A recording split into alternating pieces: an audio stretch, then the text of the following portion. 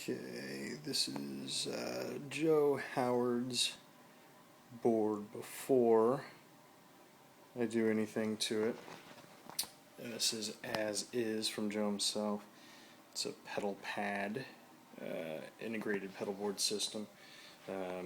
Has the power distribution here, and then over here on the other side has a patch bay of sorts, and then also goes over here with the in and out. So basically it's a modular pedal board system, and we're gonna start with phase one here and address the cabling issues, upgrade to George L's all the way throughout.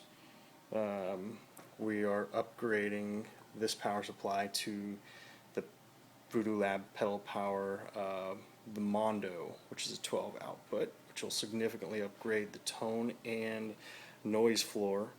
And this patch bay is going to be done away with here. This is valuable real estate here and here.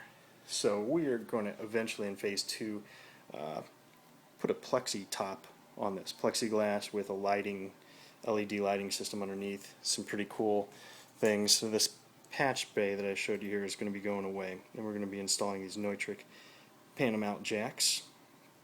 They are going to go here on the side of the board. We had talked about an input and possibly stereo output, so there'll be 3 of those. And then this bad boy right here is also made by Neutrik. It's the PowerCon connection. It's twist lock, same family as the Speak-On twist lock connections, but however these are rated for power.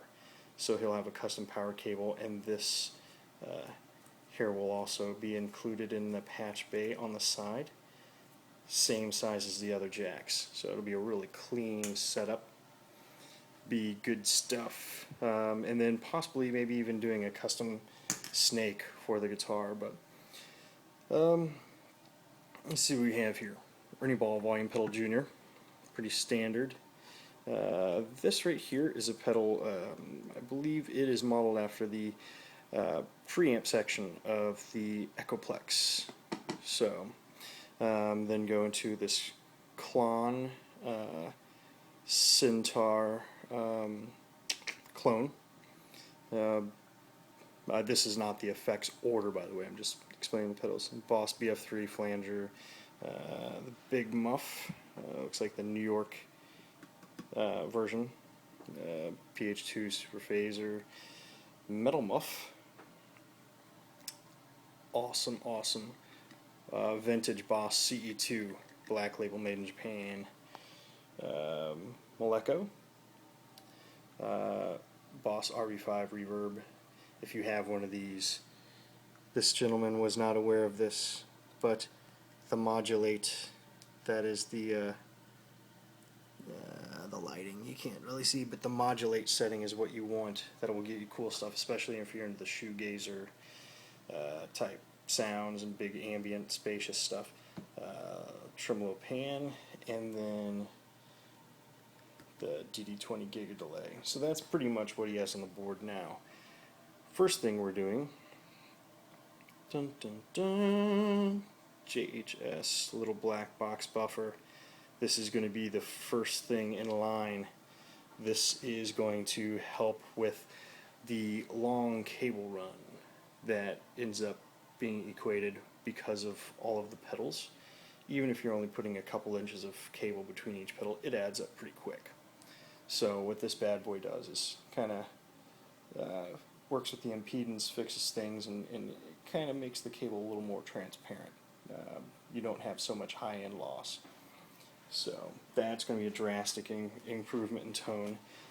And we're also putting this old school original Rat on the board. Sweet, you can tell it's an older one by I look at the power connection with the 9-volt. It's not the barrel type, it's like the 1/8 inch jack. And to open this up, LM308 chip, the highly regarded chip that's in these here.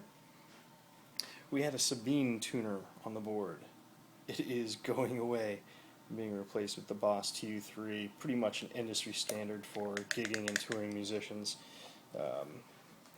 And then the RV5 being replaced by the Strymon Blue Sky Reverb. If you're into big ambient stuff and you love the shimmer tones that Brian Eno is responsible for on so many of the early U2 records, and even as of late, the shimmer sound, as the Edge calls it. This is the pedal, pricey but worth every penny. And DD20 being replaced by Strymon Timeline. Insane. Strymon stuff is off the charts. You'll pay high dollar for it, but nobody else has these features for this price point, which, I mean, MIDI in out, just insane stuff.